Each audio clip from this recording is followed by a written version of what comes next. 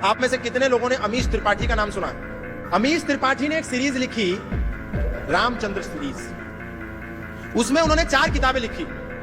एक किताब का नाम है राम, दूसरी किताब का नाम है सीता, तीसरी किताब का नाम है रावण और चौथी किताब का नाम है लंका। उनका यह दावा है कि मैं ये जो रामचंद्र सीरीज लिख रहा हूं, इसमें मैं राम की व्याख्या कर रहा हूं, रामायण की व्याख्या कर रहा हूं। और वो किताब दुनिया में सबसे अधिक पढ़ने वाली किताबें हैं। अमीश त्रिपाठी दुनिया में बेस्ट सेलर ऑथर है। बेस्ट सेलर ऑथर वो होता है जिसकी किताबें सर्वाधिक बिकती हैं।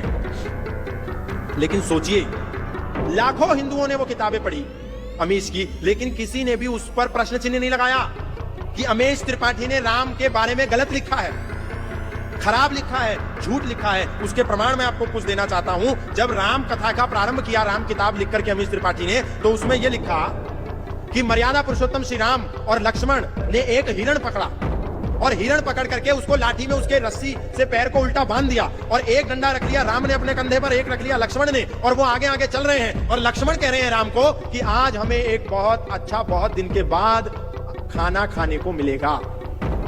सोचिए, राम जी की किताब के नाम पर कितना बड़ा झूठ राम और लक्ष्मण के बारे में लिख दिया कि वो हिरण का मांस पका करके खाते हैं, उसमें आनंद की अनुभूति करते हैं। अमीश त्रिपाठी ने ऐसा लिखा और एक भी हिंदू ने उस पर प्रश्न चिन्ह नहीं लगाया। एक व्यक्ति खड़े होकर के मोहम्मद साहब के बारे में सत्य बात कहता है, उसका एक ही हश्र और एक ही परिणाम होता है, गुस्ताखे नबी की एक सजा, सरतन से जुदा तंसर से जुदा। यहां अमीश त्रिपाठी, एक त्रिपाठी व्यक्ति, राम के बारे में इतनी गलत और झूठी बात लिख रहा है और लाखों हिंदू उसको पढ़ रहे हैं। उसका करोड़ों रुपए का मुनाफा हो गया और किसी ने उस पर प्रश्न नहीं लगाया। और एक बात नहीं, ऐसी दूसरी बात एक और उसमें आती है। माता सीता एक जंगली सूअर का शिकार करती है तलवार के माध्यम से और कह रही है कि आज हम इसका मांस पका करके खाएंगे और बड़ा आनंद आएगा।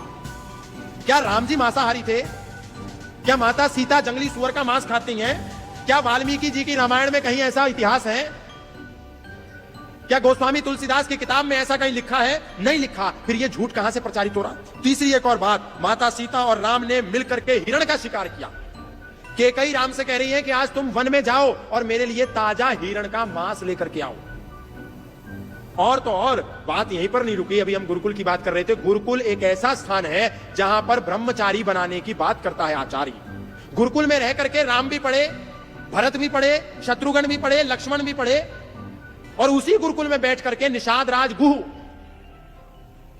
जमीन पर बैठ करके एक ही गुरुकुल के अंदर बिना किसी जातिगत भेदभाव के, बिना किसी ऊंच नीच के उसी गुरुकुल में पढ़ते थे।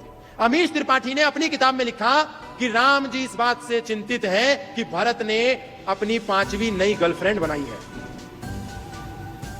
सोचिए, गुरुकुल में भरत गर्लफ्रेंड बना रहे थे।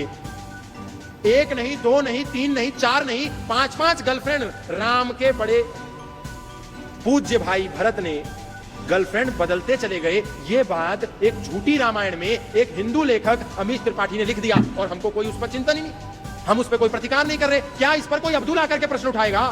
क्या इस पर कोई जोसेफ प्रश्न उठाएगा? इस पर कौन चिंता करेगा? कौन चिंतन करेगा? हिंदू को करना है, युवा को करना है, लेकिन हम नहीं कर रहे। जो मार्केट में आता है रामायण के नाम पर उसको पढ़ते हैं। रामायण के नाम पर यदि पढ़ना है तो वाल्मीकि की रामायण के अतिरिक्त और दूसरी कोई रामायण दुनिया में नहीं है जो पढ़ी जानी चाहिए।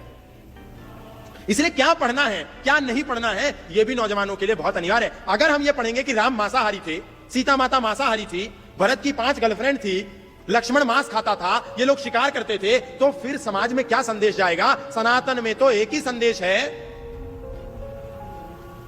कि मांस का भक्षण करना पाप की श्रेणी में आता है। यक्ष रक्ष पिशाचन्नम मध्यम मासम सुरासवम यद ब्राह्मणेन नातव्यम देवानाम श्रता हवि। सनातन कह रहा है कि जो यक्ष और रक्ष है, राक्षस है, उनका भोजन है मांस और मदिरा, मानवों का भोजन मांस और मदिरा नहीं है। ऐसे में राम मांस का सेवन कैसे कर सकते